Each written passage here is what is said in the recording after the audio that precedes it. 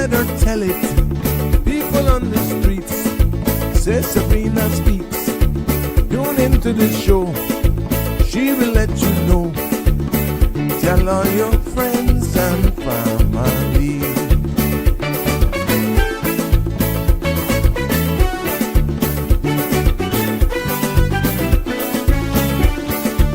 Real talk is no joke.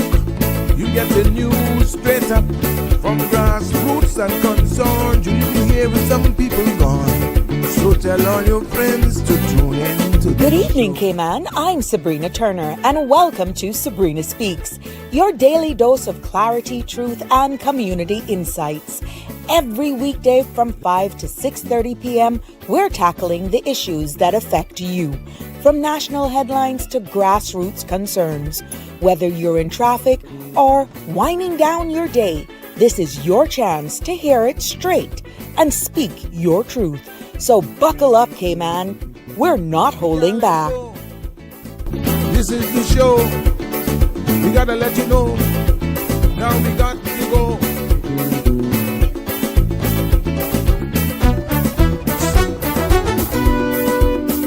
And now here's Sabrina.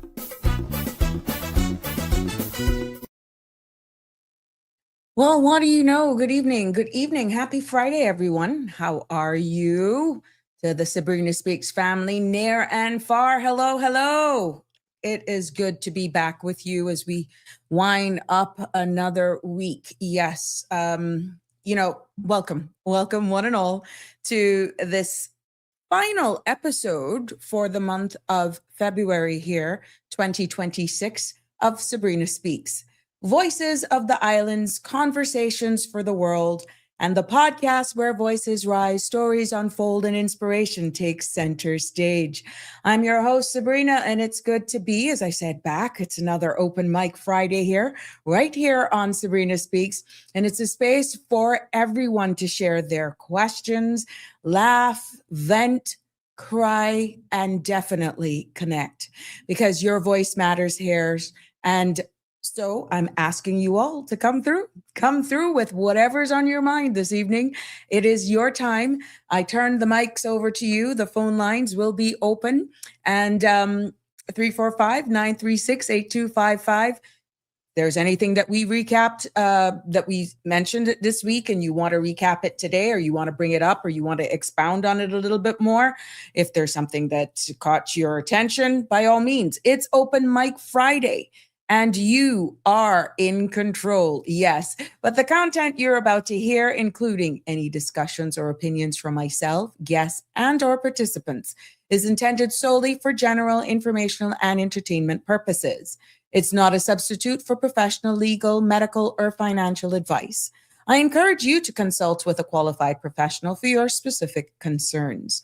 Bridge Media Limited and all its affiliates disclaims all liability for any decisions or actions taken in reliance on the information presented. 345-936-8255 is the number to call and be a part of the conversation. Of course, thank you for all of our new subscribers and followers. You are seen, you are appreciated, and continue to share it with your friends and loved ones as well. So you don't miss an episode. Yeah, you got to like it. It does make sense. Trust me. Well, it's in the weekend. I know a lot of you have plans. I've been hearing you. I've been hearing some of you. Some of you got plans. Well, this is what the weather is going to be like, because it's going to be, the synopsis call for light winds and slight seas are expected to continue across the Cayman area for the next 24 hours as a low ridge continues to dominate the weather across all three islands. Now, lingering moisture from a low trough over the central Caribbean is expected to drift across the Western Caribbean, and that will be allowing for occasional showers across our area for the next couple of days. Satellite imagery is showing partly cloudy skies for tonight, and with a 20% chance of showers. Temperatures will fall near the low to mid 70s, and winds will be east to southeast 10 to 15 knots. Seas will be slight with moderate with wave heights of 2 to 4 feet. There will be a high tide this evening at 7:09, and a low tide tomorrow at 1:36. The sun is going to set this evening at 6:29 and sunrise tomorrow at 6:46. Now, the outlook calls for similar weather conditions through Sunday afternoon, and thereafter the chance of showers decreases, with generally light winds and slight seas forecasted through Sunday. Yes, so there you have it. For all of you who are making those plans, all the boaters, all of you who like to go out there, Sandbar, Rum Point, wherever you go, I don't know. I'll cook the fish. I'll help you eat it. You go catch it. But that's your weather update and forecast for tonight, and giving you a glimpse into the weekend right here in a place that I love to call home, the beautiful Cayman Islands. And that's all three of them, Cayman Brac and Little Cayman. It's good to be back here with you today. Now, let's just take a look at some of the top stories that are making the headlines here in Cayman and definitely near our shores. Cayman, the islands has recorded their best January. The Cayman Islands has recorded their best January on record, welcoming just over 47,000 stay-over visitors. And this is a 13.6 increase from last year. Now, officials credit expanded airlift and strong demand from North America, setting the stage for what could be one of the most successful years for the hospitality sector. Turning our attention to education, Minister Ralston Anglin has announced expanded government funding for the International Baccalaureate Diploma program at the Cayman International School. Now, this initiative aims to widen access for Caymanian students and strengthen pathways for high academic achievement, supporting the country's long-term goal of building a global competitive workforce. And in other local news, the Royal Cayman Islands Police Service is mourning the loss. They're mourning the loss of Detective Inspector Colin Ormule, a respected officer who served for 30 years. Detective Ormule spent most of his distinguished career in the Criminal Investigations Department, specializing in serious and violent crimes, including high-profile murder cases and complex investigations, now such as bigamy and blackmail. He passed away on the 19th of February and will be laid to rest in Nigeria. A memorial service will be held right here in Cayman in the coming weeks. So our thoughts and prayers, sincere condolences as well from my immediate family. I knew Colin personally, and but yes, sad time. I know that we're also mourning some other deaths as well, but I'll leave and out of respect for the family, and Cayman is very small. We are aware of those that just happened as well today.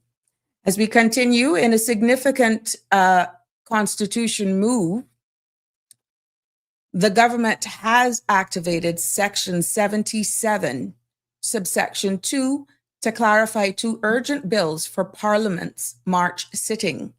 Now, the measure is aimed to resolve long-standing issues affecting Caymanians, including Caymanian designation, permanent residency matters, and decisions on overseas medical care coverage. In a step described as a new benchmark in transparency, the government shared the full reasons for the certification with all 19 members of Parliament. Premier Andre Ebank says the administration will act decisively when the public interest requires it. Turning our attention over to Caribbean news, shifting now to the region, Jamaica is preparing for a major cultural and culinary showcase as the 2026 Jamaica Food and Drink Festival approaches. Now, chefs are being challenged to reimagine classic Caribbean flavors with signature events, highlighting the bold reinterpretations of traditional dishes. Now, organizers say that the festival celebrates Caribbean identity, creativity, and community, with both local and international chefs contributing to a vibrant cultural experience. Taking it now to international news, the UK politics is in the spotlight after a surprising by-election result. Now, Labour leader Sir Keir Starmer Starmer, has called the outcome very disappointing after his party finished third behind the Green Party and Reform UK. The result has sparked renewed debate about shifting political dynamics and the growing influence of smaller parties in local contests. And over to the United States, staffers from Google and OpenAI are urging their companies to uphold strict ethical boundaries around the military use of artificial intelligence. In an open letter, employees called on leaders to reject Pentagon's request for permission to use advanced AI models in ways they could enable domestic mass surveillance or autonomous lethal decision making without human oversight.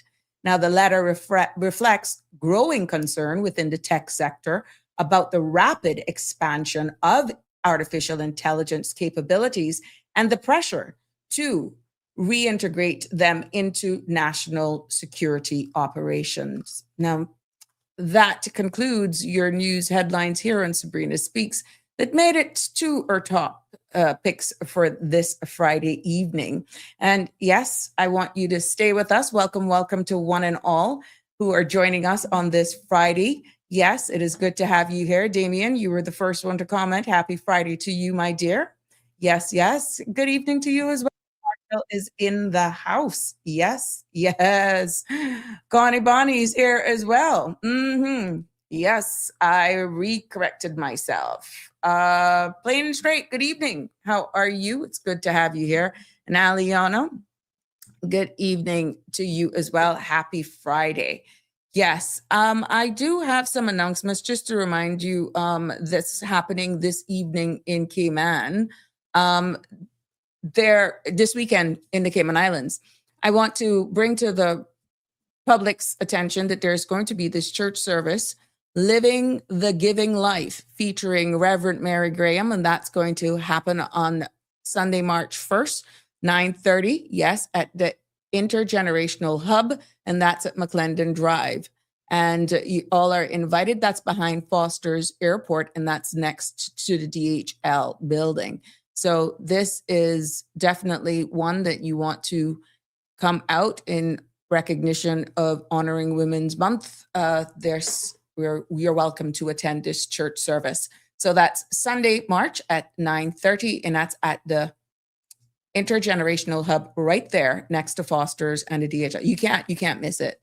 Parking isn't bad either on Sunday, so you should be fine there as well. And also making other community headlines here, the Progressives Movement will be doing their listening tour kickoff, and that starts on Tuesday, March 3rd, and that's going to be from 6 until 8 at the Constitutional Hall, and all are invited, and they're all looking forward to see you there. So yeah, that's what has made our community headlines and notices just to come out here. Yeah. So we want to welcome each of you here. Lavita, yes, thank you. Thank you for letting us know you're here. Hello, Marlon, how are you? Good to have you as well. Happy Friday to everyone as we continue to build this space.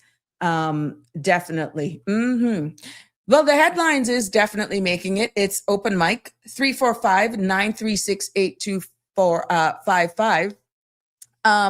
But you know, I also want to share with you all, and for those of you who follow Parliament, before we get into this open mic conversation, I'll share with you this other one as well for persons who follow what's happening in Parliament, because the fourth meeting of the 2025-2026 session will begin this Wednesday, March 4th, and that is at 2 p.m.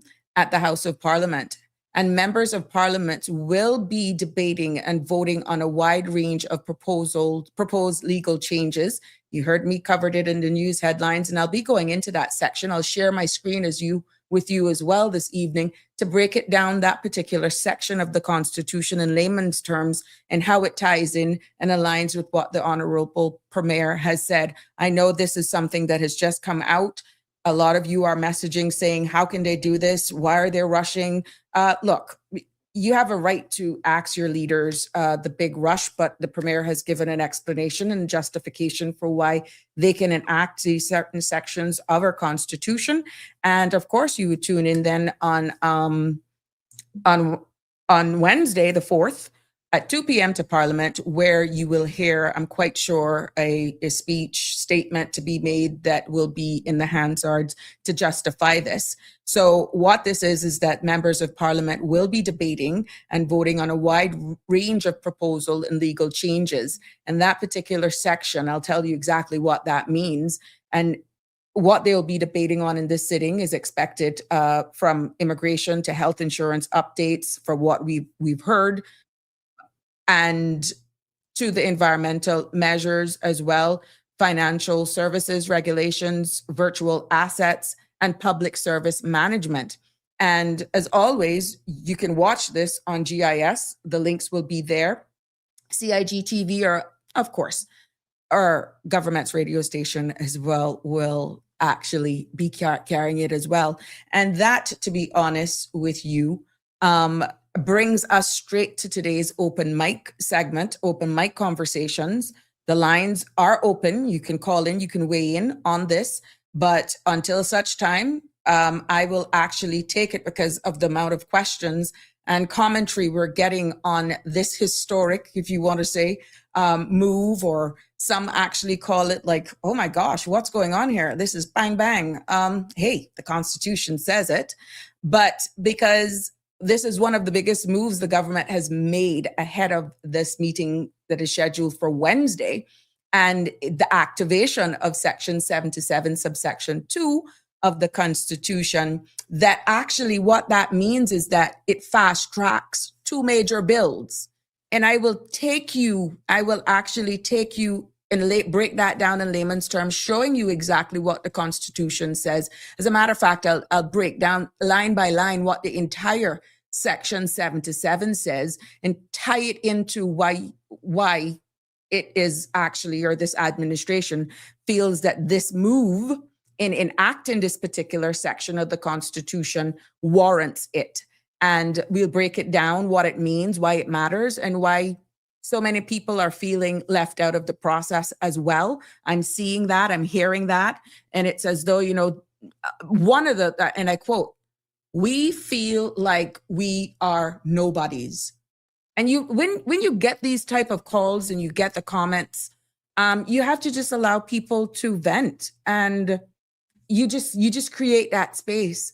But if you feel, that this, because it is saying that this is one of the biggest moves that this particular administration has done, right? But has anybody else or any other administration made a move such as this? Look, we're not questioning it. I'm asking, let's go back. So it may not be something that happens every day, but if it has happened before and there's somebody there who has a little bit more history, when the last time something like this has been done and for what reason it was done, by all means, give us a call, 345-936-8255, to share with us what that means.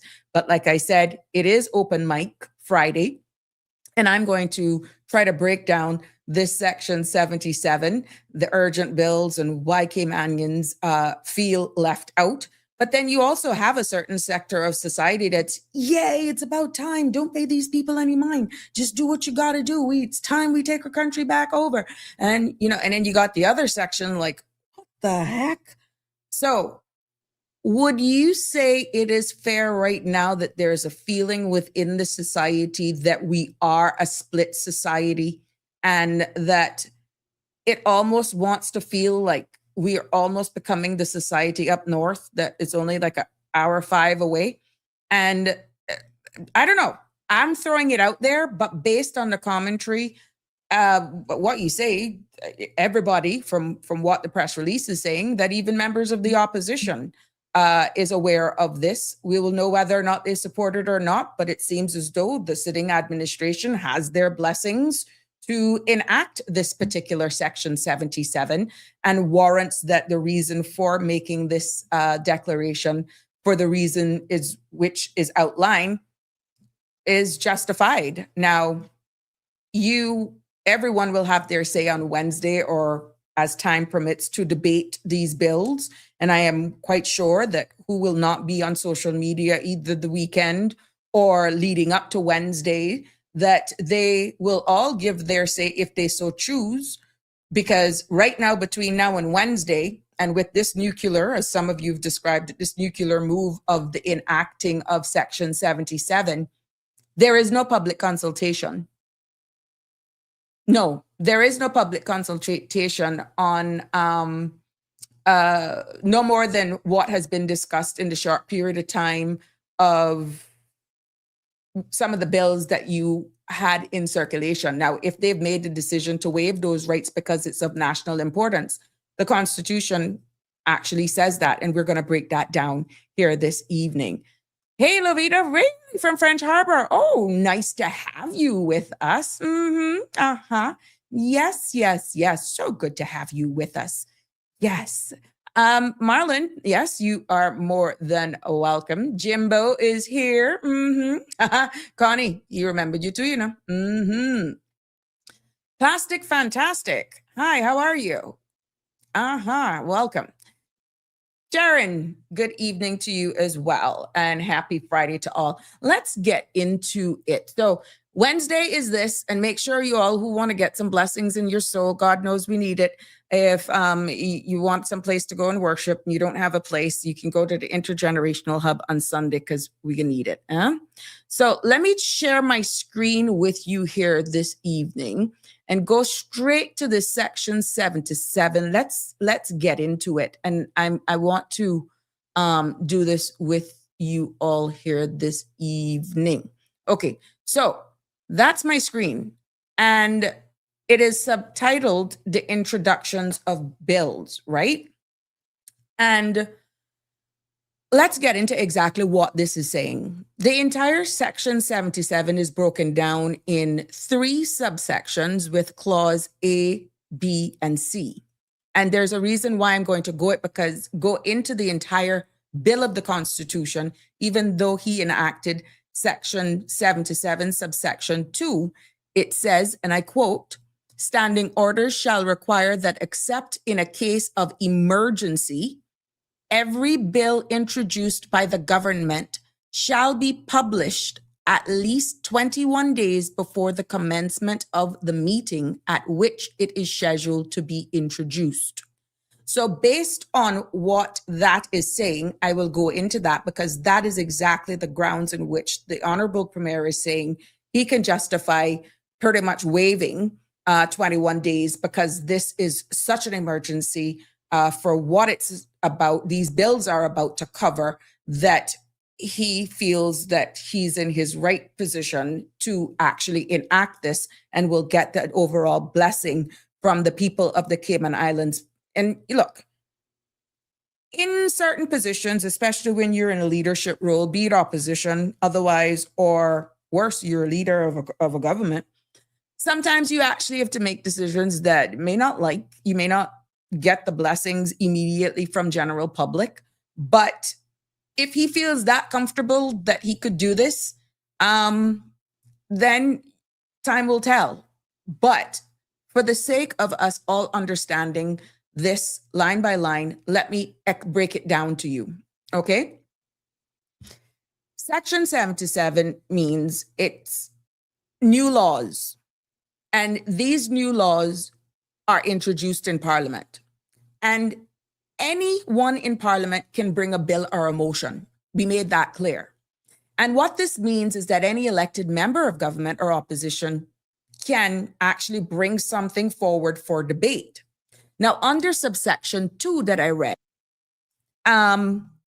normally government must publish a bill for 21 days before it is introduced. And this particular part meant that that was put in there in the Constitution to protect public consultation. And it gives people time to read, digest, understand, and give a fair chance to respond. Now, under subsection 3, because I said I would go through the entire thing for the purpose of us continuing to elevate and educate our people. But we're going to keep our focus and we're going to go back to the section 2 that actually some are saying is setting a bad precedence, but without context and justification from the premier and hearing all sides, the public's, what do you think about it? But let's continue on with the class. I'm getting a lot of people are feeling that it's a bad precedence being set, to be honest. I have gotten a number of comments on that. And the mere fact that you're waiving it, it's why they're feeling as though they're nothing. But we'll get back to that, okay? Section 3 says, the bill, except on the recommendation of the minister responsible for finance, the legislative assembly shall not proceed upon a bill, including, let's break it down, okay? Now, this affects taxes or even government spending needed by finance minister's approval. And what this particular section, subsection 3, it is there to prevent surprises and spending or tax changes. And then you have another part of it that says 77 subsection 2, which is as I said, the emergency fast track. Now, if this part of government is used, as I rightly said, the 21-day is being waived. So there is no time for you to weigh in on it, and you're left out. You're left out. So what is happening right now that government used the section 77 subsection 2 to fast track 2 bills? Those 2 bills that they're fast tracking, that there's no time for you to weigh in, whatever, are the Immigration Transition Amendment and Validation Bill of 2026. That's the one that I took almost 2 days to actually break it down for you. And there were more questions than answers. And also this one, we didn't even get to cover this one. That was the Health Insurance Amendment Bill of 2026. And what these 2 bills deals with was who gets recognized as Caymanians, the long-standing permanent residency issues, and you realize now where it was made clear who will be protected by these amendments if these bills are passed in the House, and how decisions are made about overseas medical care and coverage. But friends, we did not get into the Health Insurance Amendment Bill. Because it's actually going on Wednesday, the sitting of the House, I will make you a promise. We will go through it on Monday. Okay, we will go through it on Monday because I want to make sure I personally am comfortable in delivering it in layman's terms to you. So we got one more to go. You heard about cramming for an exam. Yes, that's what we will do on Monday. So these are issues that Caymanians have been, if you really listened on the ground, Caymanians have been struggling with these things for years. And government is saying that in justifying under these section, that government is saying that these delays have gone on for too long and urgent action is needed. So pretty much with what the premier has said, when something like this is of public interest, the government must act. And the action must be lawful, responsible, and decisive. And the issues being addressed at the time are of such high importance to delay. They're too important to delay. And sharing the full certification and reasons with all 19 MPs is what is being described as a new level of transparency. Now, in other words, we're moving fast because people have waited too long enough and they're doing it openly is pretty much what it's saying. So whether or not the opposition, your opposition representative is in support of this, we don't know. I'm guessing the opposition will do an official statement. I don't know. We will see exactly what that will result, maybe over the weekend or maybe by Monday. But this is something that is not really used. But again, you heard what bills are being actually fast-tracked without public dialogue, inclusion, participation. However, I have been told that the minister was on Radio Cayman this morning, and they said that they had met with stakeholders. Yeah, so I guess they have gotten enough representation from those stakeholders to solidify them that those stakeholders actually represent the majority of the Cayman Islands enough for them to actually move on. And the semblance is that Caymanians still feel left out. There's a sector that is saying they're not listening to us, we don't feel included. And with all of this, even though it may yield good results, they're saying, why? What are we, how much more of this is going to happen? And that we're going to be informed the 11th hour, and then bang, it goes to the floor of Parliament for debate and all that sort of stuff. Actually, some people says, I'm over it. They're politically fatigued. They're disappointed. They're losing hope. They expected more participation, understanding all that was actually conveyed as to how this administration was being ran.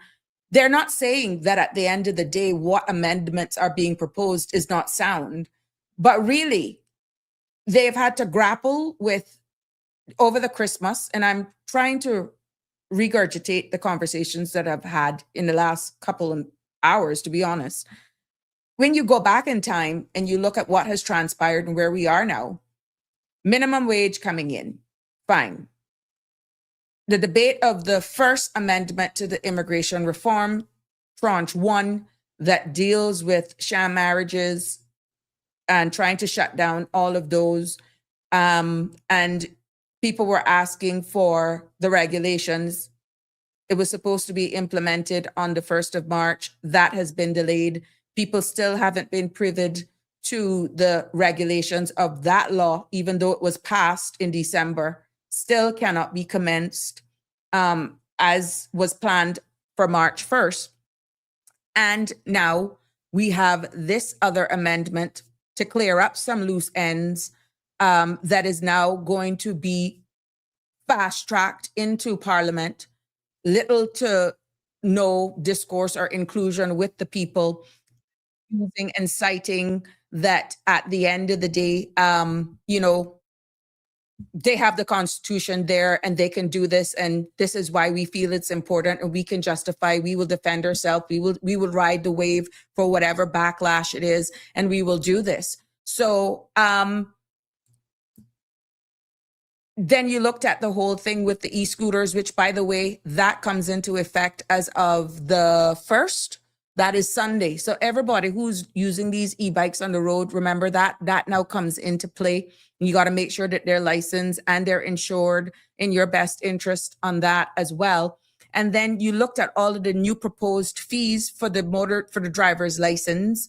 You look at all of the other fees now that are also being proposed to increase immigration application fees, that based on the government, and I'm paraphrasing and off of memory what I heard in circulation, that when the government sat down and they looked at all of what the public was asking for more roads, for infrastructure generally, for education, the wants, pretty much the wants and the wants and the wants, it has to be paid for. I'm not quoting, I'm paraphrasing. And they didn't feel that raising the filing fees for immigration applications would be a detriment, that it would be sustainable, and it would not have any impact on the cost of living. What's your take on that? So when you compile all of these things, and now you're hearing that they're pretty much pulling and using Section 77, subsection 2 to fast track this, of course, people are going to be nervous. It's like we've been in a whirlwind from, let's say, October. That's one person went back from September. All through the holidays, now here we are. And they're just trying to find their way. Now, save the fact that of everything that's going on geopolitically in our region, and we still don't know the uncertainties. Okay, there's so much uncertainties that's happening global that can impact us here as well. So I can understand why people are feeling this way, why they may actually feel that they're left out. And even with transparency, even with urgency, Caymanians are feeling that way. They're feeling confused. They're left outside because they say they're left out of the process, is what some are actually saying. They're uncertain about really the long-term impacts and changes that could come of this, unintended consequences. And they're also worried that the consultation is appearing to take on the characteristic as becoming optional. That one hit home. And because of that, you're hearing the frustration in some of their voice. I'm hearing even tearful in their voices as well. And this is important because fast tracking a bill can feel like it's really and truly skipping the people. And even though inside the government administration building and the powers that be, they may have met with stakeholders, the wider Caymanian is not feeling the love. The wider Cayman society is not feeling the same. And when you look at this now, 21-day public rule, 28-day, 21, whatever that rule is, being bypassed, that is a real obvious thing that there's less time for the public to input and community groups to respond. There were questions that actually came up and concerns that were actually highlighted here yesterday as well in regards to the definition of anyone who was born here now on or before the 26th of March, 1977. They're automatically now, they're automatically Caymanians. Does it stop at them? Or will their spouse, child, children be also entitled, stepchildren, entitled to get status as well on those? And I read an article, on shameless plug, I think the Caymanian Compass, there's an article that it says, a quote from the ministry, that their records must be estimating, and I'm just doing it based on memory, that there's like 2,600 and odd persons who were born in between that time. You heard what I said? There are 2,600 and odd persons that would actually be entitled to be automatically declared as Caymanians. That's only the singular births. But if you don't stop it at them, if that number is right, they may have, let's say, an average of a spouse and 2 children. That's 3 other Caymanians that's going to benefit. You get me? So even though it's 2,600 and odd, if my memory serves me well, you can times that by 3 or maybe 4 more that would be entitled to apply for something, because that one particular category of persons, and that is not the only category, alone will be deemed Caymanian as an individual. And that one individual then may have a husband or a wife, child or children, that it's not clear. And I'm hoping that maybe before Wednesday, some clarifications, if it has not already been out in the public's domain, would be given as to whether or not it's going to be passed on to their child or children.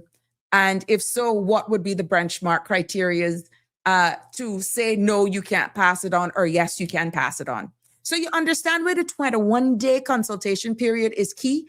Now with what has been actually declared, that's blown out of the water. And for you to possibly get answers to these questions, you're going to have to tune in on Wednesday or whenever the bill actually is being debated. Yeah. So even if the intentions are good, which is why I have to remain balanced, even if the issues are indeed real, having been the former Minister of Health, even if the actions are needed, people still feel like decisions are being made without them. And you cannot say that you're having democracy, a participatory democracy. Transparency is quite loose. You can be as transparent as the cleanest glass that everything could walk through, but the definition could take on many other definitions based on one's actions. So yes, you could be clear as crystal, but the action speaks louder. So it's clear. We see it, we hear it that you're doing this, but the public is saying, what are you doing? We still got all these questions to be asked. We still haven't seen the regulations from the first one of 2025. Now you're amending it again. And we haven't even seen the draft regulations. Not me. I'm just conveying the feedback. We're going to be having a member of the opposition possibly calling us at, and that is Georgetown Central member, the deputy leader of the opposition. Yes, please. Yeah. Okay. And he'll, hey, the phone lines are open. Look, I create this space for balanced dialogue. And if all sides don't have an outlet, then can you really say it is democratic society? This is the space, and we want to hear from all sides. And I think it's good. I think it's good. But hey, 936-8255, if you want to weigh in on this, let's talk about it. Do you feel that this move is necessary with this particular bill? I'm asking you, the public. Do you feel like you're left out of the process? This is my space, saved by those who have actually reached out to me personally. And do you feel like the Constitution is becoming a check the box exercise instead of real conversation? And it's funny that that question came up because for you to ponder on, because many a times it has been said here, I think Denny actually kept saying it, and Mr. Belika, once to Siobhan, the processes, I can recall that they're saying it's like a tick the box exercise, that it's once it is, and then we'll deal with it. We'll clean up the crap afterwards. And people are actually, a bit concerned. So the phone lines are open. And if you feel inclined, by all means, comment, call in. I'm willing to take your call and to get your feedback. But at the end of the day, this is not something that we as locals are accustomed to. And I know for a fact that some of you are shaking in your boots. I have spoken to a number of even seniors in my community, and they're like, you can hear it in their voice. It's like they're losing hope. And they're pondering, and they're worried about their children and grandchildren, but more their grandchildren. And that is a cause for concern. The trajectory that we're going on, it's almost like a disconnect, a total unplug until you're needed. We roll out the red carpet for you now. Once we get where we're going, the door is shut. We'll get back to you when we need you again. That is what's being described. So, hey, we want to hear back from you on this Open Mic Friday of Sabrina Speaks. Welcome, welcome, one and all. Yes, Jimbo says, when it comes to the public, no matter what the issue may be, there is no possible way to make everyone happy. This is simply and a general comment. Yeah, it's true. But looking in, Jimbo, and thank you for your comment, what it's really highlighting is the move of Section 727(2) and the nature of the bills in which they're actually going to be that's covered under this enaction of the Constitution, Jim. And I don't know who's watching or who's reading all the commentary, or if they care. But when it came to this whole Immigration Amendment and Transition Act, there has been a lot of commentary on it. So you can agree or disagree to say that we need to move, we need to stop. Why hold it up? What Siobhan says, measure twice, cut once is really what everybody's going back to. So it will be interesting, exactly what the debate will be said on the floor. I'm happy that I took the time, though, to actually go and able to look at the transition bill. But the health insurance one, I'd make you a promise. I'll definitely deal with that with you on Monday. So when you look at the laws that governs this jurisdiction, exactly how they've been enacted, it's not to say that, well, this is the first time they're using it. It was always there. This is nothing new. And if previous administrations didn't have the support or the fortitude to enact such a legislation, then who do you blame? You blame them. The commentary is split about the pace in which things are going, how we're actually changing. And I had one comment that asked, are they in touch with really what's happening on the ground?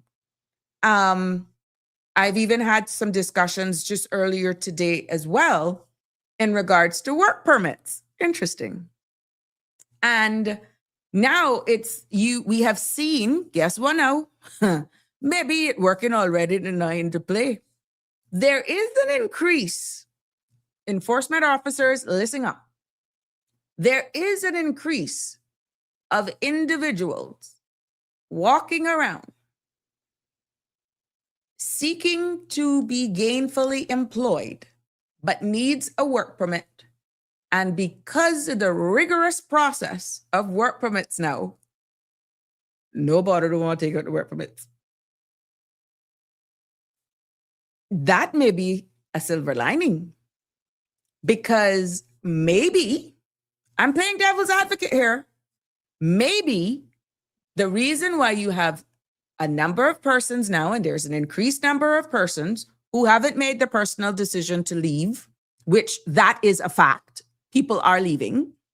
But now you're having those who are literally finding themselves here, either not employed by their employer or work permit denied, work permit will not be renewed for whatever reason. And they're using their time after either cancellation, time after refusal, in order to find alternate employment, but they're having a hard time getting people to take out their work permits for them. And a lot of the reason is that it's not worth the liability, number one. Number two, even legitimate businesses are not fearful, but they're just frustrated at how cumbersome it has been. And when they look at the pool of persons for certain positions, that they are going through the rigors where, something was shared with me today as well that brought this to mind. Persons are registering on the WORC portal. Kudos, it's obviously working. But when employers are actually referred persons from the portal to say, we think this person is a match to work in your occupation for this posting that you have. And those organizations, those employers call the referred individual or individuals from the WORC portal. It looks as though there's no communication to the applicant as to who they are being referred to and for what role they are being referred to. So what is happening is that, and this could probably be a bad thing for the Caymanians, not intentional, because the first call you make to a prospective employee that's referred from the Department of Work is that, hi, I'm Sabrina and I'm calling from WBC Construction Company, and you have been referred to me by work for a position that I post. They are clueless at the time as to what my company is about, what the position is for. The onus is on me. So they know that they're registered, but they don't know who they're going to be fielded to. And therefore, when the other questions are being asked, many a times they're not paired up properly with the position that they're being referred to. They have absolutely no experience or skill set. that aligns with the position, but yet they're being referred to be placed. And you can look at that both ways, because you may have a company that is in desperate need to fill somebody in their organization, but don't have the time to train. Their application process has been slowed down to vet maybe 2 or 3 persons that even those persons were not aware that those organizations will be reaching out to them. They don't have the skill set or the experience to be able to hit the pavement running. And then that further slows down the process of trying to get a decision for someone that really has the skills in order to deliver. Now, in the conversation, from that exercise with the one particular company that I was speaking to, they actually hired a Caymanian. Okay? But they knew that the position that they needed to fill in the first place still left open. So they've taken on an additional staff that there will be training to do what? They're not even quarter way for the role that they need to be filled. They will never be able to do that. But just to say, I hired someone at the bottom of the tier that I don't need, but because you were referred, you spoke well, you have displayed and you have vocalized the desire to work, I will employ you. Not all businesses financially are going to be able to take that on. And I feel, WORC, that maybe you need to look at who you're referring in some way, somehow. Some contact needs to be made with the applicants so they are prepared. They are aware that you have actually referred them to my construction company, and this is the role that I'm trying to fill. Because if I call them, I'm going to be turned off. But what the heck? You're applying to my company and you don't even know what the role is. You don't even know anything about my company. We are failing them immediately by not communicating to them who are registered as to who you're referring them to so that they can prepare themselves. Okay? So hint, hint, not coming after you. Never do. Just speak the truth. This is feedback that I'm getting from the public with the whole work permit process. And I think it's something that could benefit both parties. People are asking for faster processing times and for decisions to be had. And again, if this is one of the things that is actually holding up a process, if you're understanding, and if you're someone who out there have to use immigration to apply for work permits, then you will understand that it's real. It's real. And in some small businesses and businesses as a whole, there are certain positions that are critical. You don't have the time to train. I think there was someone who commented yesterday in the discussions that the onus should not be on the employer to train these people. If you all were listening yesterday, and that's what happens now when you're already pulling or asking for additional resources to be pulled from some of these organizations that just don't have the bandwidth in order to do that. But it's not even as if the government is incentivizing these companies if they so take them on. That's a new salary, new pension, additional medical insurance that they would have to provide for this person just because they were referred from WORC, but they do not meet the requirement. Sweeten the pot, maybe, and incentivize some of these employers who are willing to give some of these persons a chance. Maybe that's a suggestion as well. 345-936-8255 is the number to call to join in on this. And it's so good to have you. I see you there in the house. Happy Friday to you, my love. Jimbo says, this sounds as though it should be Caymanians first, up front and center. All Caymanian voices should be heard of those wishing to do so. Right now, the space is open for everybody. Because I can tell you, There are local companies, control licensed directors or non-Caymanians that they've went through the process and they're also feeling the pinch. There are persons here on both sides of the spectrum that are feeling this. There are Caymanian businesses and households that owns multiple properties right now that are in a bind. There are farmers and gardeners and landscapers into individual households that are being rejected to say Caymanians out there are available to come and clean your yard.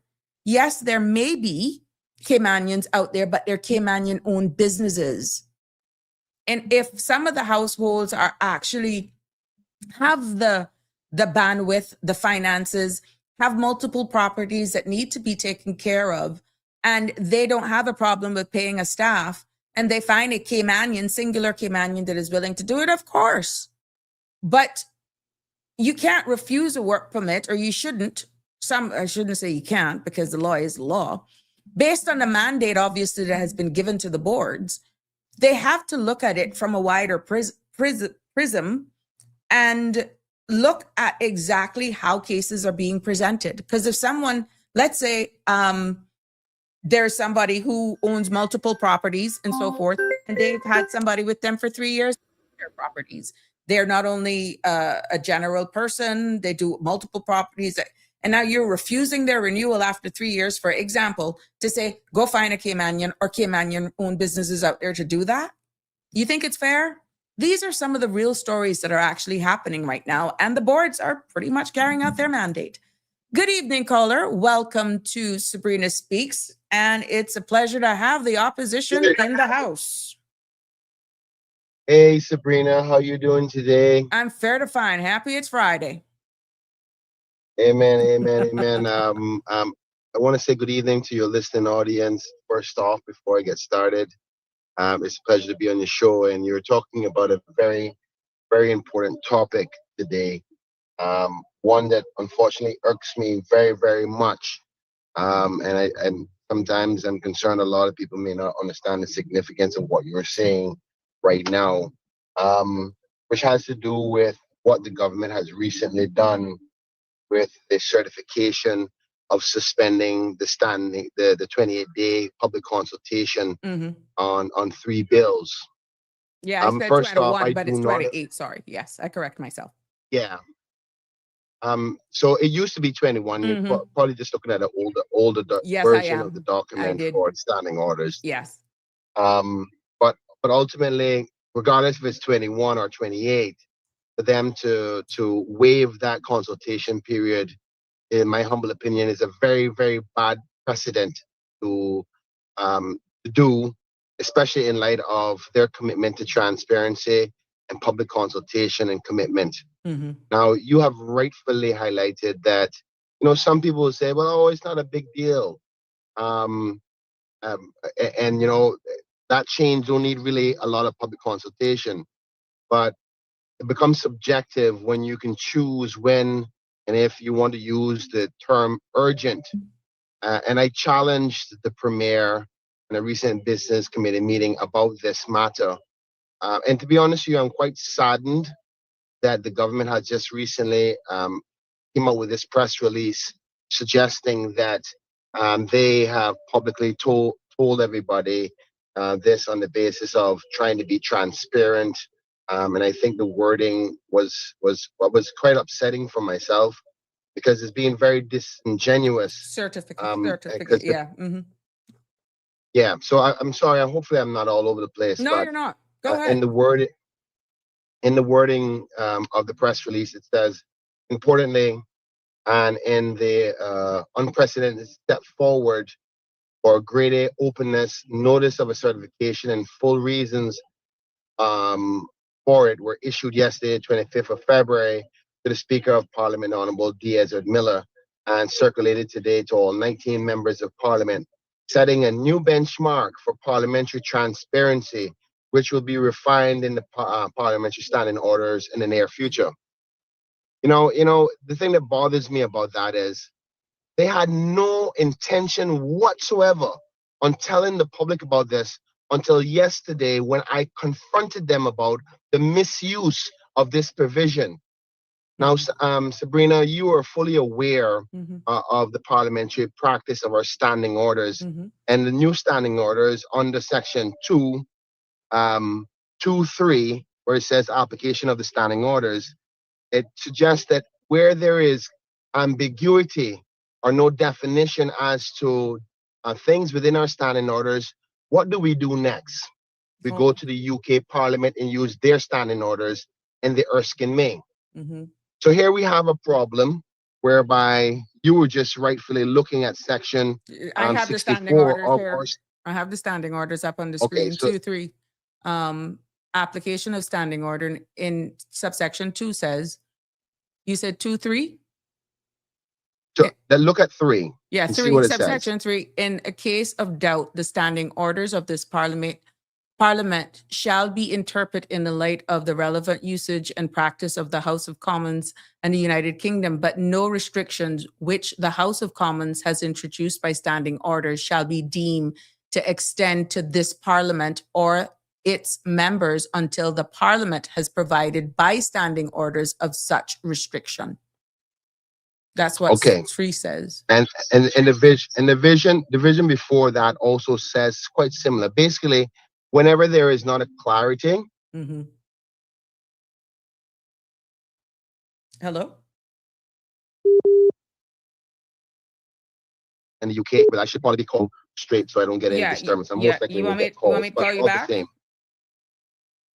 Yeah, I can call you or you call me back, but Well, go ahead. in light of no disturbance. Yeah, you call straight. Call if- straight. if That's if the better. person- Okay, I'll call you back, sir. Okay, yeah. So what I've shared my screen with you is the standing order so that the member from Georgetown Central, as the deputy leader of the opposition, is going through so that you understand exactly from his perspective, exactly where they're coming from with this. And I felt it's important for you to see that for yourself as he goes through it. You're back live, member. Okay, so we were just speaking about, why this is a big deal and why what they're doing is not the right course of action, regardless of whether you think the public may have differing views. Oh, this is not a big deal in respect to public consultation. I'll waive it because it's a minor thing. But when you start setting precedents for this type of thing, then what you create is when there is a matter that you do want to have your say and contribution to it, they are already setting the precedent for this, and it's a very bad precedent to say. And I have to define for the listening audience why it's wrong what they're doing. So we were just reading the standing orders and the application of the standing orders. 2 and 3 refers to the fact that, and I'll read 2 for you.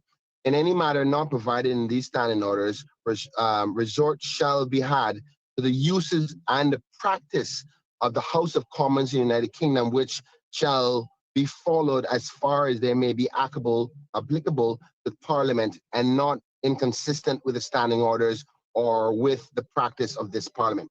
Now, what that means is wherever there's ambiguity as to the interpretation, then you go to Erskine May. So let's go back now to this provision they use within the Constitution. Okay, I'm going to share that one. Okay, so the wording is exactly the same within our standing orders, and it's in section 64 if you want to go to it. Of the On the standing Constitution? orders. Oh, standing No, orders. of the standing orders. Section 64, 1A. And I'll read it for your listening audience. It says, reading of bills.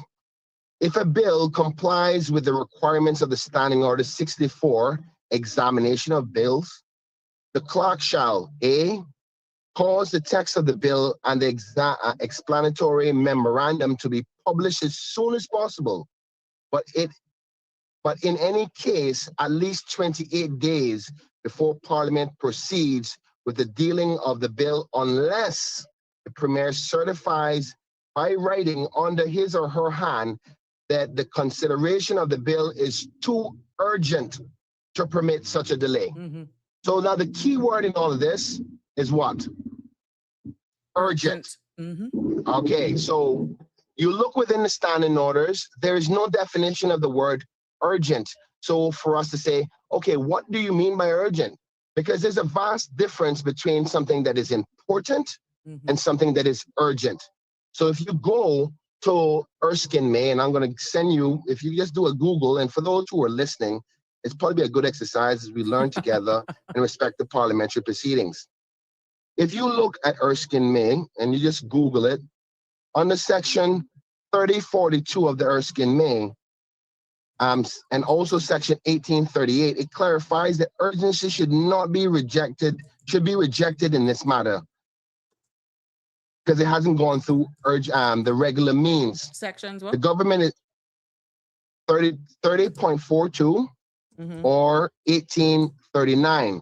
And the difference with that is that it clarifies that urgent matters are considered national health crises, wars, or I'm just trying to find the other, because I'm in my truck on my way home. I just thought I had to call, but I want to make sure I line these all up. But the definition of urgent is specified for emergency things, not just because you didn't get the work done fast enough. 34. And sadly, sadly, the wording in our standing orders is also the wording in the Constitution.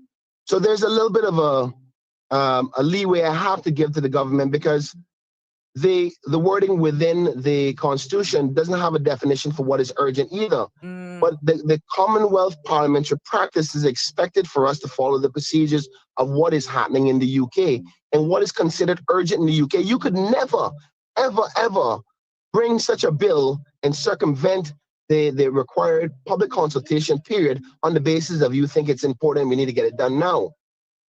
If you needed to get it done within a certain period of time, you'd have done the work in a timely manner, because you cannot allow to set a precedent, because later on somebody's going to use that same precedent when it's something like, you know what, we're going to give away 50,000 status holders and we don't need to talk to the people about it. We're going to go down to Parliament and pass the law. You can't allow these types of things to happen. And then the disappointing part about it, on top of that, is that the government then, after I highlight it to them and said, you're misusing that, the issue within our standing orders also is that the public doesn't even get to know. You see this release that they just came out and said, I'm doing a statement on this? It's because I told them, I said, how is anybody going to know that you've done the certification of waiving of these 28 days of public consultation if you don't even, you're not even letting anybody know? They almost, without me saying something, they were prepared to come to Parliament next week, Wednesday. Nobody knows that these bills were coming because they didn't meet the 28-day mark. They were published, yes. And I even told you about that, Sabrina. I said, it's going to be interesting to see how this works because it was published on the 28th. And the ones about health, yes, the ones about health were just published later this week. Health-related matters. And I said, well, I know they cannot be bringing these in the next week on Wednesday because they have not met the mark. So if they didn't, if I didn't ring the bell, sound the alarm, they wouldn't even tell the public that they're planning to deal with these bills on Wednesday. And so, for example, let me explain to you how important that is, because some people may not understand that. 28 days are for a number of reasons. I represent my constituents. So Mr. John Brown, or let me just use somebody I know. Mr. Spellman Macfield calls me up and said, Kenneth, I don't like this particular bill that is coming. Mr. Spellman Macfield has 28 days to talk to me before that bill comes to Parliament for me to be able to have his voice. So he's thinking on the law, okay, there's no big deal. I got 28 days to get to Kenneth to tell him, this is my voice. I do not like this, and I want you to represent me in Parliament and tell them this, tell them that. I don't like that, what have you. And that's across the board for all of my constituents. But if they don't know that they're going to waive it and the Premier has waived it, how do my constituents know to talk to me about it? The second point is this. If you don't notify the public and the opposition, how can the opposition prepare for it? So Wednesday is coming, and it's by mistake that I caught this. I said, hold on. I was talking to the minister saying, Minister, I would like to have a sit down with you about this bill because I don't want to talk in Parliament against you. I want to understand where you're coming from. So let's collaborate and talk. In the email, the guy says, well, I'm planning to deal with it on Wednesday. And I'm going, hold on for a minute. How can you possibly deal with this on Wednesday? Hold on, back up so that the public can understand what you're saying. Okay, sorry. Break that down again with what transpired. Okay, so as a part of my duty as a shadow minister for for the Honorable Michael Miles. I always try to do my due diligence with a bill. Yes. Minister, can we sit down and understand what you're trying to accomplish with these new amendments? Maybe there's something I'm not seeing. I try my best not to just only interpret what I think it's saying, but give them the opportunity to explain. Had email correspondence. He said, I'm happy to meet with you after the sitting of the House, which I don't understand how that works, because I need to meet you But that before would we be go in to Parliament. hindsight so that you would know what's going before and you prepare your speaking. Yeah. Correct. So no meeting before Parliament. I give up. All right, I tried my best. I have proof that I've tried to do the responsible thing to reach out. He wants to meet after the meeting. I'm not, that doesn't make sense. By then the law is already passed. But in it, I caught on to it. And then this is how I found out. He says, well, we're dealing with the bill on the 4th, which is the sitting of the House. And I said, well, you can't deal with that bill because you haven't met the 28 days requirement. I'm not saying it to him, you know. I'm saying that to myself in my head. And then I brought it to the attention of the parliamentary members, and they said, well, they've certified it as to be known to circumvent the 28-day requirement under section 64(1)(a), which the Premier has to say that this is urgent. I said, well, are you going to tell anybody? Are you going to tell me so I can prepare myself on behalf of the people? Are you going to tell the people of the country that this has happened? And only when I brought it up and I went to town on the Premier, I said, Premier, how can you have democracy being played like this? And then to add insult to it, he goes, oh, this lovely press release, oh, we're doing this in a spirit of transparency. That's BS. Cayman people, that is BS. Do not make them fool you with saying they're doing this because they were doing it because we wanted you all to know. They had no intentions of telling anybody until I brought it up. And that's a disappointing thing, because what happens, regardless of how minor, major you may perceive this bill to be, you would have missed out of your opportunity to consult with your MPs about the matter. Here's the icing on the cake. The minister, I think you were speaking about it this morning, was on the radio, came on saying, well, you know what, it is what it is. We need to get it done. We've suspended the standing, the 28-day requirement. I am so sorry. I know that sometimes you want to get things done quickly. I get it. I was a minister. I want to get bills passed. They're important to the public. But you cannot throw out the baby with the bathwater. The principle is there so that one day when a bad government, if you believe you're the good government, if you set this precedent, one day when a bad government comes in and say, well, they do it all the time, no big deal. No big deal, we're gonna do it. So don't worry about what public says. I don't care how small it is. You follow the rules because the rules are there for a reason. Check this out now. So I have to prepare now without any support, no administrative support, to understand the clauses, go through the legal ramifications of it. And now I know that everybody thinks an MP should be a lawyer, but we're not all lawyers. As a matter of fact, even lawyers need drafters to draft it. So I have to go through the bill, understand the clauses, and thankfully, 3 of them are quite minor in their interpretation. I'm not bothered by them. It's about the principle of the matter. The first, who is right to be Caymanian, that needs to be quite clear of what the intent of that is, because there is some people who interpret it as a very serious issue.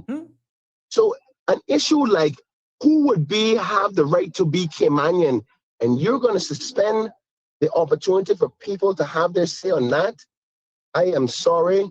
I think it's a bad precedent to make, and then to come back and basically be dishonest as if to say, this is you being transparent of it, and you never intended to do that. I am so disappointed, because though I may disagree with policy decisions of the government, I always found Andre to be a person of, okay, you know what, we're not going to disagree. We can be fundamentally, maybe he's Republican or what have you. We may not have the same policy ideas, but I respected what I perceived to be his commitment to being honest and transparent. And I found that to be inappropriate in his comments to say, oh, we're doing it for transparency, and they never wanted to do that. They had no intentions of doing that. But anyway, it is what it is. How do you get over persons probably missing the message because it's being delivered by yourself, but not seeing it for what it is? How do you get over that? I can't. I You can't. understand where I'm coming from with that? I Because it know don't I matter how do. you Just scream from the mountaintops, they'd be like, okay, maybe it's just because you're not with the government. I'm being yeah, devil's advocate, but they're not listening to what you're saying. I'm being a yeah, diplomatic, and you're pretty much repeating everything that I've said, but I'm in a different position. I'm not elected. And so, but it is frustrating. I can define your emotion. I can define your frustration because you were on the other side. And I don't think yes, that people understand the democratic side and the disenfranchisement that this could actually bring to them if it was something else more serious that the public from a national perspective, like we said, this could yield all good intentions, but maybe because it's something that is not exercised as often and it's the first time, people have gotten a little bit nervous. Now, you sitting in the opposition, I can understand your frustration, but people, John Public may not, Kenneth. And they may say well, you're just blowing your top again because that's what Kenneth does, but they're missing the forest for the trees from what you're trying to see, is what I'm trying to yes. get at. No, trust me, I totally get it. I read the comments afterwards. I see it. You know what? But what do I do? Not speak because of Yeah. people's perception of it. Some people will get it. It's like the gospel, right? Yeah. You know, you go out and you try to, sing the praises of Jesus Christ and what he did for your soul and all that stuff. And maybe you get 5% who's listening. That doesn't mean that you stop because 95 isn't listening.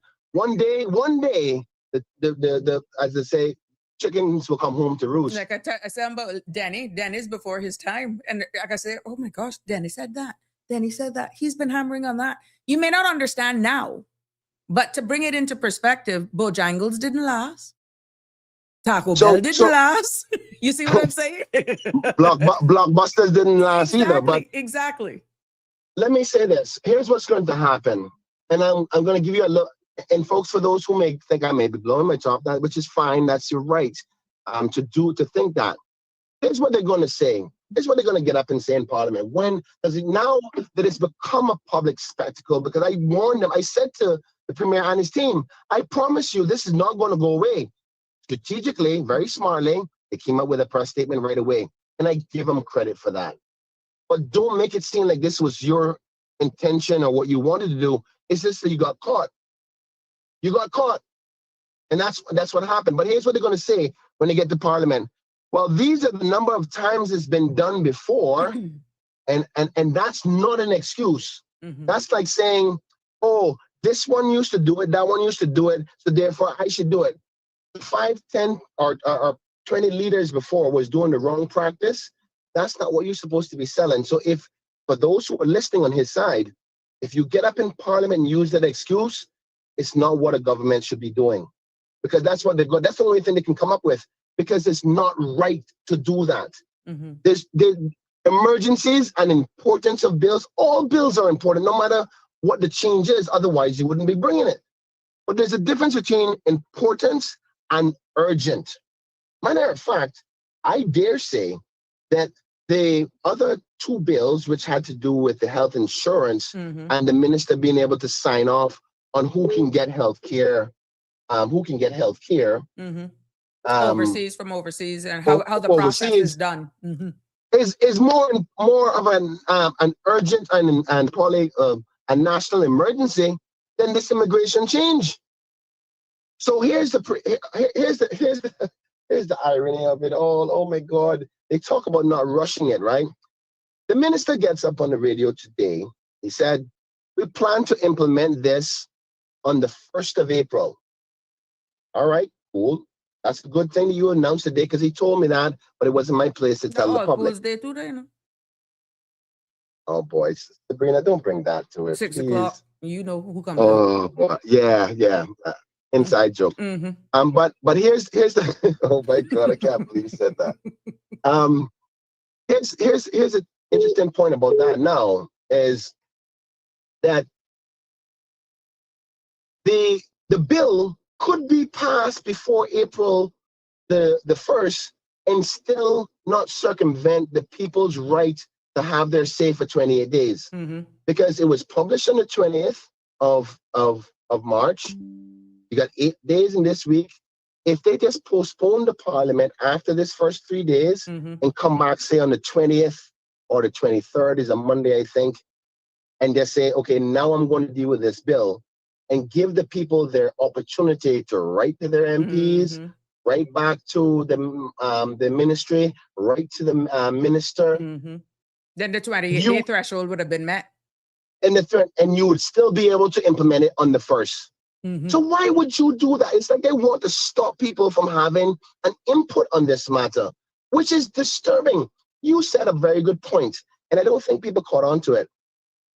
He said he had public consultation with all the stakeholders and business owners. Mhm. I guess the average person don't matter. I guess it's only the business community that matters in the consultation process.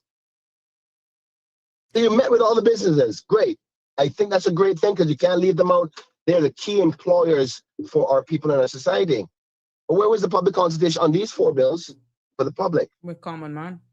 This The is what I'm common saying. man. I'm hoping that whatever engagements he's alluding to, actually, he's comforted that that represents the larger voting populace and that I have to every assume that. sector. Yeah. So I'm just saying, because he's very comfortable in saying we met with persons, but is that a true representation of the majority? Is what my ask was in my statement. Yeah, well, I mean, it could have been because I must give credit where credit is due. I think the offer was there for the public to come, but it was mainly for stakeholders.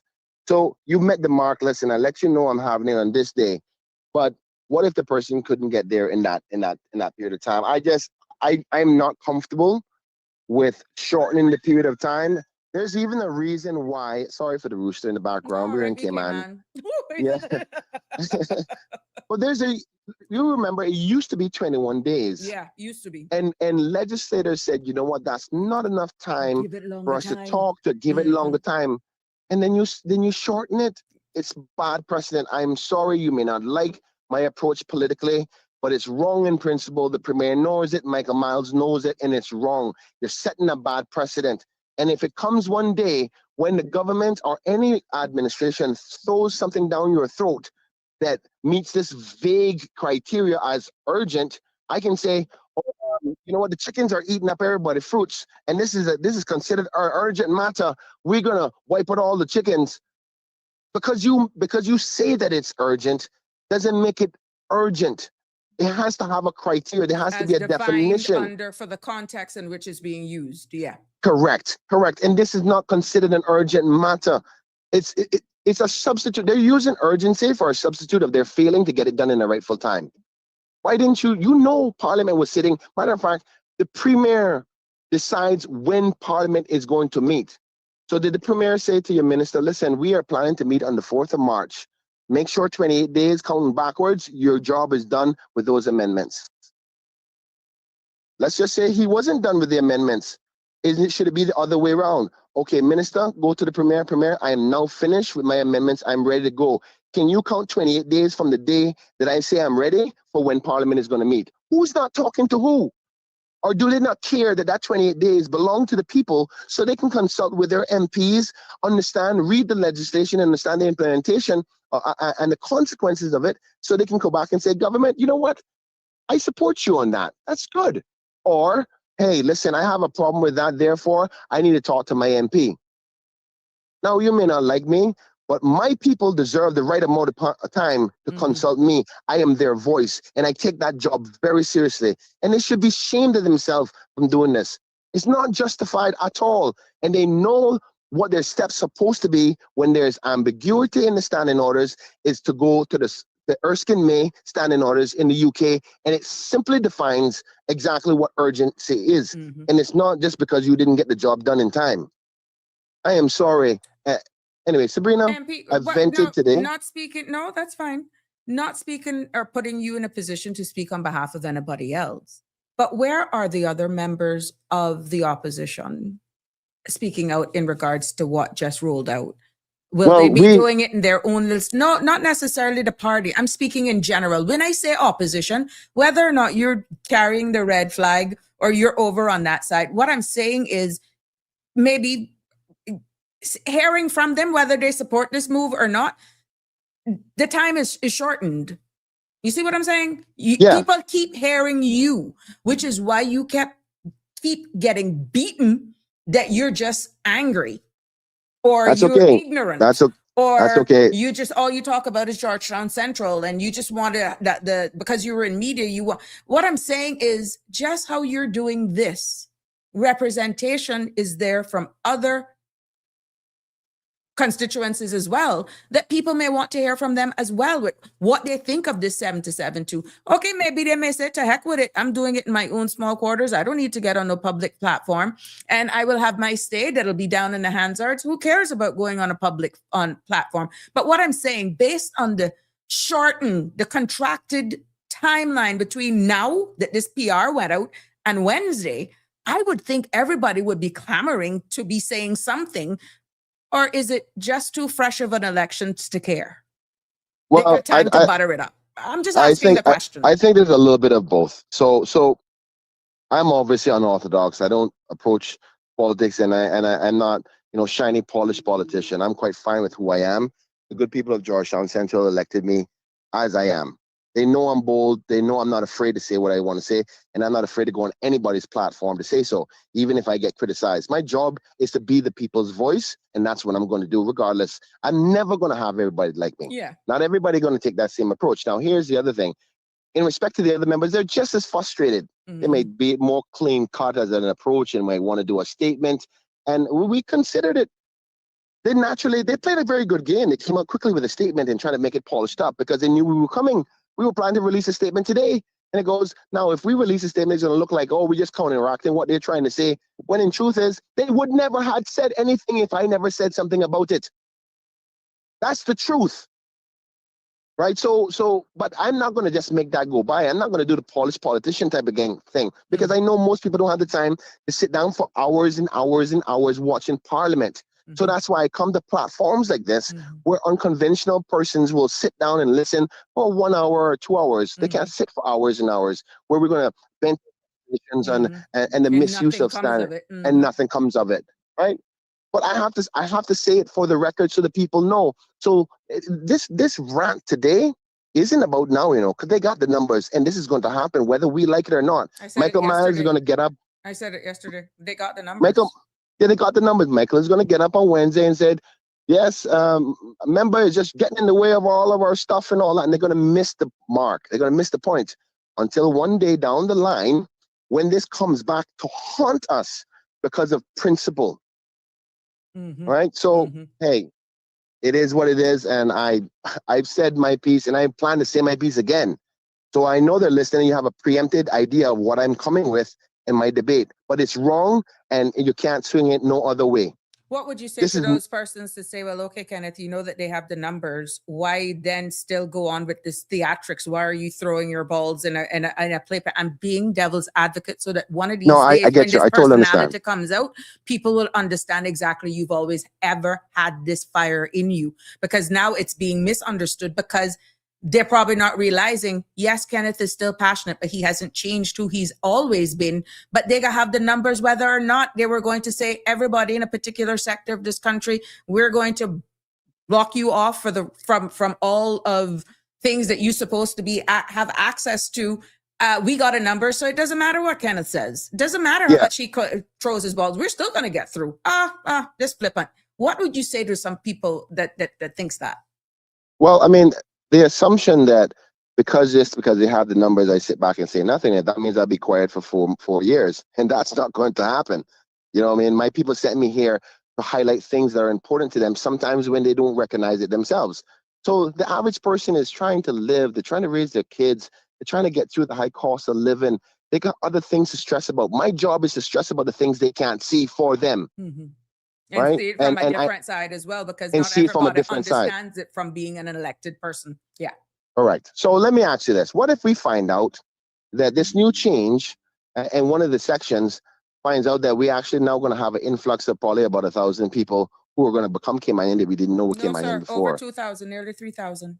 I'm not making a suggestion. I'm waiting for that debate, because what I understand now, and I think there needs to be some clarity here. Apparently, this is going to be a surprise to a lot of people. Apparently, if you were born in the Cayman Islands before 1977, you were automatically Caymanian anyway. Bet you a lot of people didn't know that. Didn't know that. So here we go. Check this out. I'm going to give you an example. Miss Susan Brown came to the Cayman Islands in 1975. Mm-hmm. Just in passing, Cayman had an opportunity. Cayman was just starting to kick off. Things were going well. And she had a baby boy, Mark Brown, Mm-hmm. right? But she moved on. She said, you know what? Cayman is not the place that I want to finally stay. Her friend in New York City said, hey, come on down, Miss Brown. They have a good job in New York. She moved to New York. Mm-hmm. Brown now is 50 years old, Mm-hmm. the United States citizen, a proper New Yorker, talks like a New Yorker. I've never been to the Cayman Islands. Yeah, my mom had me in the Caribbean in the Cayman Islands, but I've never been there before. He has no idea what's going on, right? Mm-hmm. Headlines hit. Anybody born in the Cayman Islands before 1977 is automatically Caymanian. But here's the truth. They already are Caymanians if they apply. Now, this rule will say, listen, you don't have to apply. Just show your birth certificate and proves that you're Caymanian. Mm-hmm. So they can come here and get all the rights that they need, and they're the children and everybody else. Mm-hmm. So you tell me, if that's not something that you want to clarify to the people, it's not going to be a mistake. Do you think that we should be shortening the consultation process for something possibly like that could happen? Do you think that we should not have a town hall meeting to say, hold on, what do you mean by everybody who born in Cayman? Because you see, everybody's thinking that everybody who was born in Cayman before 1977 was Caymanian. Mm-hmm. There's plenty of transit workers. Mm-hmm. Now, those who are Caymanian, even those who were not Caymanian, that were born here and lived here and continue to live here, have their other children, their homes and all that, they continued the process in Cayman and became a part of Cayman. And if we are clarifying it for them just to make sure they're Caymanian, then I support that wholeheartedly. Mm-hmm. But what about those who transitioned on and left Cayman? And now, do you think just by the simple fact of birth that they should have a right to Cayman? I do not agree with that. And I don't think many Caymanians would agree with that either. And you're now doubling down on it by saying, listen, you don't even have to go in and make the application anymore. You just need to present your birth certificate and it's automatic. Come on. And you want to then shorten the consultation period and understand what the people feel about that? I think it's wrong. That's why I said earlier, the 4 other things which were, to increase the fees for expedited processes, expedited processes of work permits and so forth. Those are non big deals, right? Nobody worries about those. But if you put a clause in where you're amending something that says right to be Caymanian, you got to make sure that people know what that means. But it doesn't stop at that individual, because once they're automatically, now it allows their children, their spouse, their partners to also benefit from the benefits of being that Caymanian, sir. It's not just that person.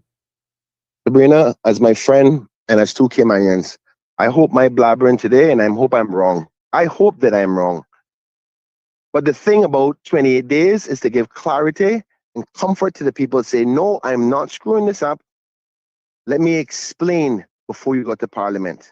Mm-hmm. It's how democracies are run. And again, they're throwing out the baby with the bathwater because they want to rush things. At first, remember when we debated this in Parliament in December, I said, guys, why don't you just wait till after Christmas so we can sit down properly? We're not rushing the bill.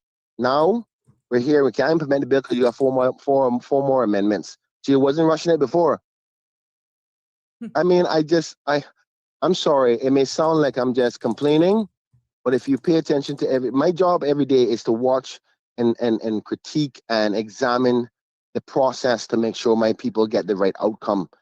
I'm a part of the filtering process, so they can't jump over and go around corners. Mm-hmm. And I'm doing my job, and I'm not going to ease up on that. But I think that they got to stop these kinds of things. It's not right. It is not right that people have. If there's one Caymanian who goes, I want my time to be able to talk about this, you cannot take away their constitutional right. I'm sorry. It doesn't work that way. Okay, well. So that's my opinion. One last thing I want to leave you with is this, right? And somebody brought it to my attention. I was like, you know what? That's a very interesting point. They're talking about creating a fast track system for persons who, do well, business owners, to say, listen, What do they call it again? Was that the accreditation system that they were Accreditation trying to system. get in from? Okay. Yeah, that has been Yeah. around from So 1994, yeah, but can I ask you a 2004. question? I want you to think about the question I'm going to ask you, right? Because it boggled me. Because just tell me if you see the same thing I see. What's the difference between accreditation system to get fast track work permits and paying for it? None. Okay, let me explain. So the intention is to incentivize business owners to do well. You know, you treat Caymanians good or you hire more Caymanians, we're going to fast track your work permits. All right, that's good. Sounds great. But if you have a fast track system where you can pay for it, well, I don't need to be a good corporate citizen. I'll just pay for it. But the accreditation system was those who could actually demonstrate that they got robust training programs, that their numbers of scholarships that they give, that the amount of Caymanians that they have versus in their overall ratio is pretty much balanced, that they have succession planning in place. It wasn't just one thing of paying a fee.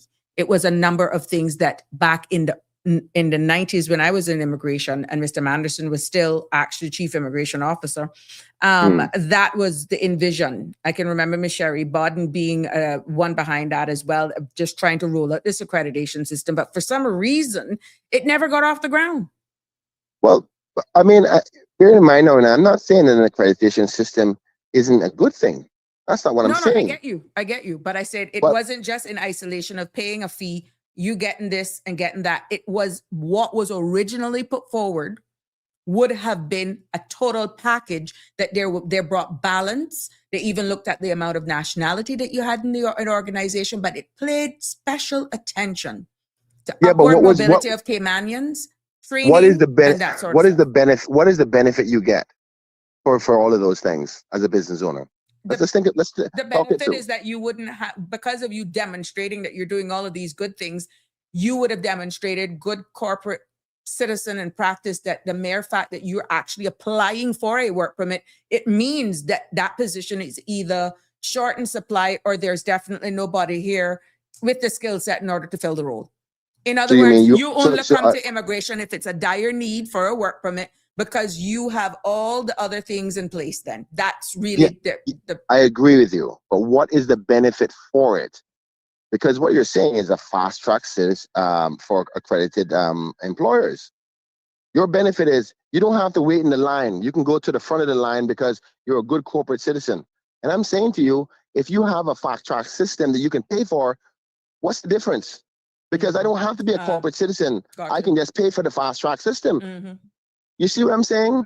So it boggles my mind, because the truth be told, the pressure that the employees at work are getting, I feel so bad for them. I know they can't even voice, they can't even say anything, but they have no extra staff. And I asked the minister, say, sir, during budget, do you want to add a couple more dollars to hire some more people? You're going through a transitional circumstance of bringing some new things that we all want and love.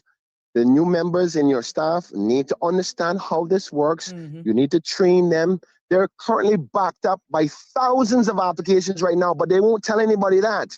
But if you ask anybody in the service in quiet, they will tell you that, because they're going too fast. Not what I got from the interview that clip that was shared with me. Apparently now they're gonna. There's envision for a new space where the boards will be meeting, and in short order, all of the current backlog will be cleared up. I don't want to say the wrong time, but I get that maybe before April, all of the thousands that you're referring to would be cleared up. So there will not be a backlog. Oh, well, I hope that I am wrong, and I hope my intel is wrong. But I tell you what, there's two types of ways that things get approved, right? Administrators and boards. Correct? Yes, sir. Okay. According to law. According to law. With the amended law that was passed but not yet commenced, more powers were given to the director of WORC. But that doesn't apply because it's not enacted yet. But yes, administrators and the boards. We'll see. There's a question came in on WhatsApp for you. Yeah.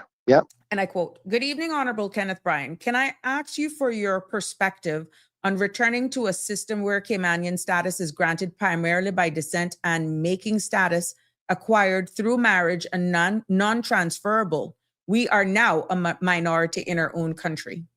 I think that one day we're going to get to that point, whether we like it or not. I'm going to tell you, in all jurisdictions, that they have more non-nationals than there are nationals. The only way you protect the culture and the heritage of it is you have no access to rights to it other than through marriage and descent. And at this point, I think it was Sherry Ann said this on her group chat. I think it was yesterday or today. She says, at this point, our elected members will probably not be Caymanians anymore. And that's the simple truth. And when I spoke about immigration reform, many people, almost 9 out of every 10 people used to say, listen, it's time to shut it down now. The only way you get it is through marriage or through by descent. Mm-hmm. Right? Meaning by you have a family member who's a Caymanian, because we cannot sustain this. Eventually, we're going to lose everything that we are. When a person becomes a Caymanian, I do not blame people who are foreign that come here. They bring their culture, they bring who they are. They can't forget it. If I go to New York, I'm not going to forget that I'm a Caymanian. That's why in New York, you have a Chinatown, a Jamaica town, a Filipino town, an Indian town, an English town, because they bring who they are with them. If we have more of them than they are of us, then Cayman will no longer be here. We have to recognize that no matter whether we like it or not. And this is not us versus them, right? But this is about a protection of who we are. Right. So I get the point, right? And we're already on the back foot with estimates of the national average, where generational Caymanians is now saying 20%. The reality is some are saying it's actually 17. And maybe this is a way of trying to boost up the number, but it would not be generational Caymanian if you include all of those who get it through status, grounds of naturalization. Well, you can't say that they're generational. Correct. And how I see it is, right, you're in the boat now. There's no hole on your side of the boat. When there's a hole in the boat, there's a hole in the boat. Mm-hmm. So those who are part of this family, now we're all in this together. Let's make a culture of all of us here. Mm-hmm. But we got to start protecting and closing the door. Like my mom said one day on WhatsApp, I think Sandra brought it up. We full up. You understand? I remember that statement. We is full up. Now, there's a difference between your population growth by people coming here to work. Mm-hmm. That's a different thing. Your population can grow to 200,000. That don't mean that who become Caymanian, the numbers have to change there. Mm-hmm. What we got to protect, is not how many people come here, even though there's adverse effects for housing and traffic and all that. Part we need to protect is who become Caymanian. Mm-hmm. And I am not satisfied that it's addressing that mainly. I'm very happy about the addressing of the, marriage is a convenience because that's being abused. I'm happy that they're addressing those type of things. I think the director should have some more power to be able to fight these things from a legal perspective. There's a lot of great things in it, but the tone, attitude, and approach to how we're doing this, something is going to slip through the cracks, right, like those status grants before, and then we are going to be upset about it 10 years from now, and then at least I'll have my piece to say, listen, I spoke. But when MP things Brian, will happen. Nothing slipping through the crack right now. You have just highlighted something, and I keep saying it. I don't think anybody listening to me. Anyone who was born here on March 26, 1977 and earlier are automatic Caymanians. Unless we are told otherwise, if it stops at the individual based on the example that you gave of the person born in New York, Kenneth, that is not the only status that is going to actually impact our numbers. Well, I agree with you to a certain extent. Here's what I mean. I have not gotten the feedback I need to get. I got a legal analysis looking at that. So I think what you're trying to say in that case is this. That same person that we were talking about in the example, Miss Brown and her son, who's, I can't remember, I called him Jason Brown, I think. I said Jason, and Jason is a New Yorker now. Now with this change, will Jason Brown's son, he's 50 years old, he probably has an adult child and potentially even grandchildren, will their grandchildren be able to call up to Cayman and say, listen, I have my grandfather is Caymanian, my father was Caymanian, they were born there so I can apply. That's the worry. On the grounds of descent. And I can't get these answers because you know why? There's been no public consultation. Yeah. So one of them over the age of 18, if you read the law for what it is right now, actually could come and apply through the board for status on the grounds of descent if more context, more elaboration Well, is given in legal terms to say, well, this is how far this piece of string is going to go. well, here's the thing. Why I'm not willing to go out on that limb, because I'm not certain on my evidence and my information as to the interpretation that will be the case.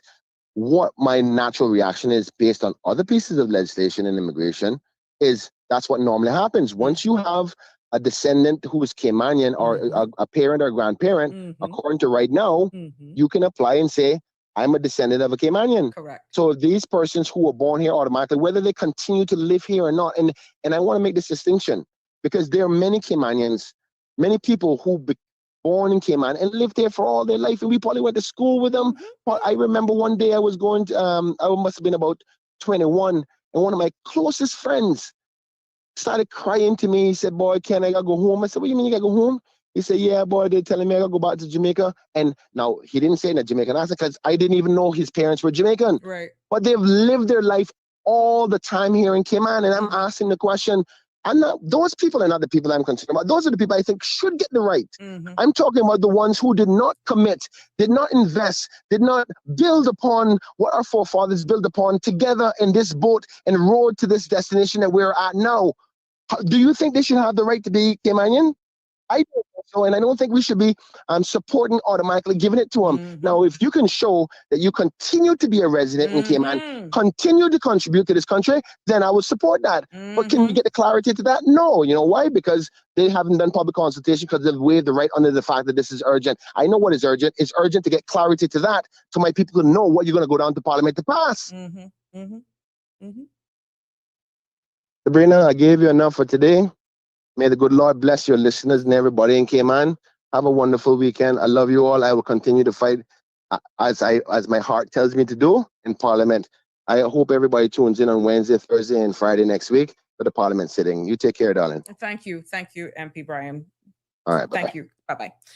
There you have it. Thank you, MP Brian, for calling in. Like I said, I've been having the appeal here. The lines were open. It's open mic Friday, and he called. I entertained him. I love when you know that there was another call. There we go. Well, you're going to have to speak like Peter Gonzalez. Good evening, caller. How are you?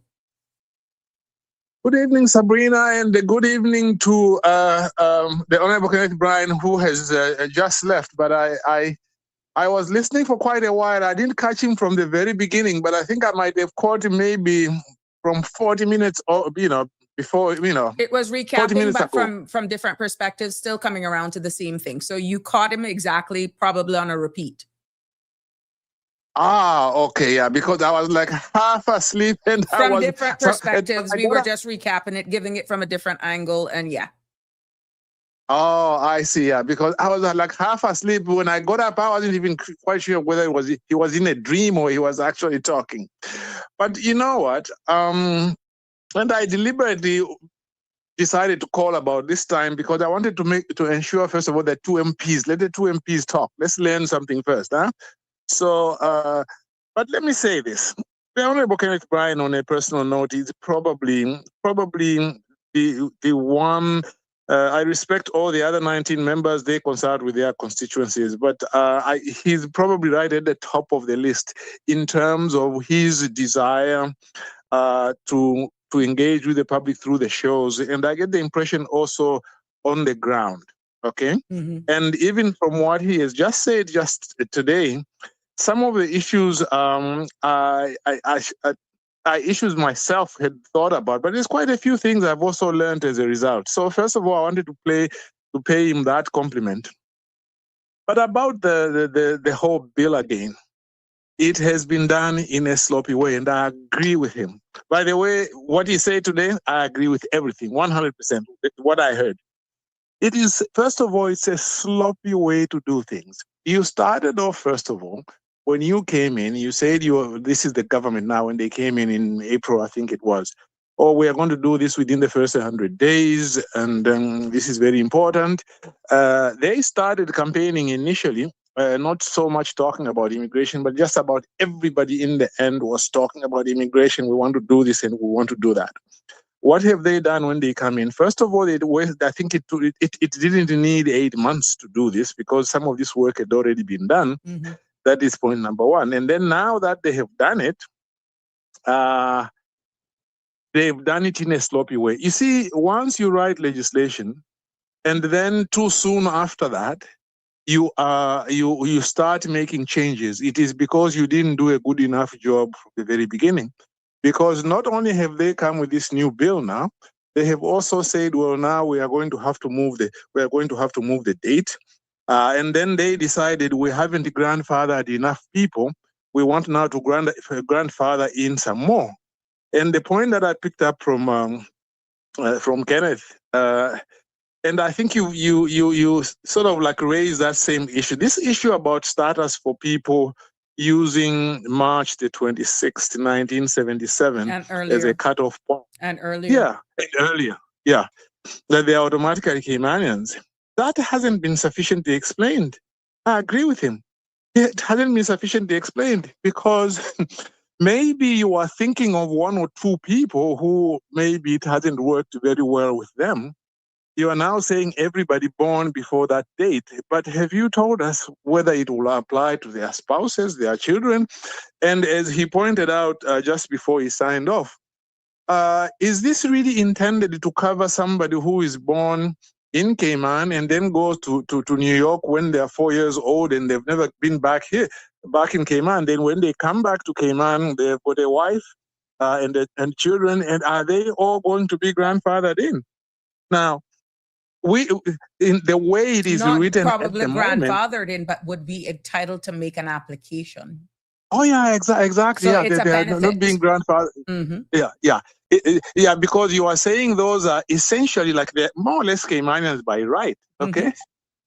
Of the ties, they would have biological ties then of a parent or grandparent born in the islands, which under grounds of descent right now, they would check the box. And that grandparent who would benefit from this, their own parent need not to have been a Caymanian by right. Is that what they are saying?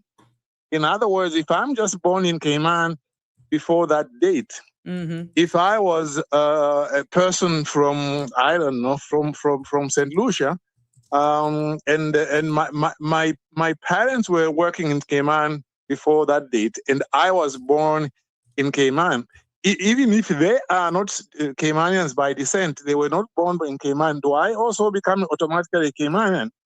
No, it wouldn't be automatic for the parent. It would only be, okay, what I understand, and I stand to be corrected, anyone born, and we're only talking about the first part, anyone born on or before the 26th of March, 1977, automatically is a status holder. That's one. Now, we all know anybody who apply for Caymanian status, you declare on your application form all of your dependents, right? But the only one who's granted the status is the applicant. If the applicant, in this case now, if you were born here before, but up to that date, you're automatic. The reason why you declare those on your form is to actually signal to the board, oh, they have 3 dependents, 1 is a spouse. We can have 4 more applications coming to be Caymanian under the various sections. You understand?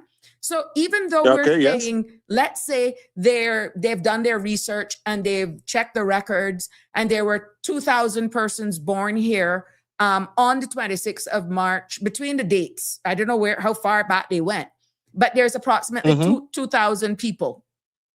Let's say they're all 50. We don't know how much of them have stayed here that would automatically be able to think. And based on the example Kenneth gave, we don't know how much is away, but let's say they're 50. That one individual that is automatic could have grandchildren now that would have direct ties to a person being born in the islands to apply to the board under the current law and system on the grounds of descent. Okay, I understand that part of it. But with regard to that person who is born before March 1977, do they become automatically Caymanian regardless of whether their own parents were Caymanian? Yes, that's what this is You know, saying. That's what I get from this. And that's what I get from it as well. So that really makes it very, very wide. It means that I could have been an expert, unless there's some other law which prevents that. It means I could have been an expert working in Cayman in 1970, and I had 2 kids, and then I worked for 4 years, and then I went back. If I am what those kids who are born from me as an expatriate living in 1970, those kids are automatically Caymanian and they can come back. They had to at least once upon a time, if you wanted to challenge it, you had to apply. Yeah. What is being said it's yeah, automatic. Yeah. Well, yeah, because in other words, so long as you prove those facts, okay, the fact that you were born, so long as you prove that, then you are automatically Caymanian. Mm-hmm. Yeah, because you see, when somebody comes in Cayman and has to earn it by 15 years and has to meet certain requirements, it's not an entitlement as such, because you have to meet all these other requirements. Mm-hmm. But this is saying it by your mere fact of being born in the Cayman Islands on that date, mm-hmm. regardless of what the status of your parents were at that time, whether they were expatriate, you were automatically Cayman. And regardless of whether you went back to the States to go and live from the age of 4 years to now, you can come back. Yes, sir. That's the way it seems, but it looks like they haven't talked about that. You see, this is the problem. They haven't consulted enough. These things are being pointed out, and they want to insist that, well, but it is because it wasn't urgent. Let me talk about what urgency is supposed to mean. 2 minutes. Which is another point that, yes, 2 minutes. Yeah, in fact, 1.5, because I have to give you 30 seconds to close. Urgent things are such as, for example, there is a COVID outbreak, and you need to go to Parliament to enact something so that you can arrest this. That's an emergency. There is, a stock market crash. Suddenly, over the night, the stock market is crashed. Cayman is saying, what are we going to do? We're a financial services center. What are we going to do? That is an emergency. But the fact that you did a sloppy job, and now you want to come back and fix a sloppy job, and that's an emergency, no. But let me end on this. And yet again, they have not provided figures. Earlier to say, what are the projections regarding the Caymanian statuses you'll be granting for the next 9 to 15 years, and how many people do you expect will be reduced, and so on and so forth. Like what will be the reduction in the number of expatriate population? They haven't given that, and they don't want to give it. And now they are doing this. They haven't grandfathered enough people. But at the end of the day, you have grandfathered too many people. You are trying to iron out the creases.